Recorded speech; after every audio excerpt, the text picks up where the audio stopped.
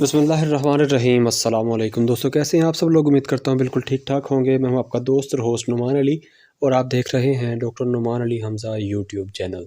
दोस्तों, एक भाई ने सवाल किया था कि HEPA guard, HEPA gun, HEPA cell जो है, इन तीनों इंजेक्शंस में फ़र्क क्या है, इनमें से बेहतर कौन सा है और किसके रिज़ल्ट जो हैं वो अच्छे हैं। तो आज की इस वीडियो में हम इसी चीज़ के बारे में बात करेंगे। तो आइए दोस्तों, बगैर वक्त ज़ाया किए चलते हैं, वीडियो को स्टार्ट करते हैं। लेकिन अगर अभी तक आप लोगों ने हमारे चैनल को सब्सक्राइब नहीं किया तो काइंडली पहले चैनल को सब्सक्राइब कर लीजिए और साथ में बने बेल आइकन को लाजमी दबा दीजिएगा।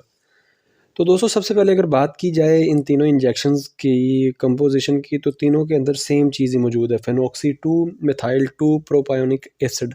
ये मैं आपको लिख भी दूंगा, आप चेक कर सकते हैं और डिस्क्रिप्शन में भी मैं कोशिश करके इनकी मुकम्मल जो डिटेल्स हैं वो लिख दूंगा।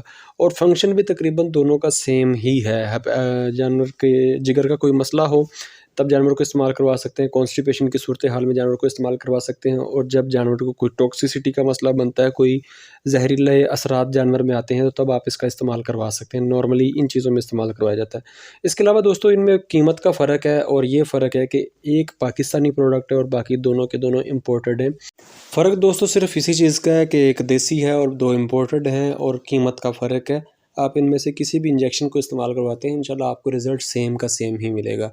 तो दोस्तों, ये थी हमारी आज की वीडियो। उम्मीद है वीडियो आपको अच्छी लगी होगी। अगर वीडियो अच्छी लगी हो तो लाइक कीजिए, दोस्तों के साथ शेयर कीजिए और कमेंट सेक्शन में अपनी राय का इज़हार ज़रूर कीजिएगा। अपना ख्याल रखिए, घर वालों का ख्याल रखिएगा और हमें दुआओं में याद रखिएगा। अल्लाह हाफ़िज़।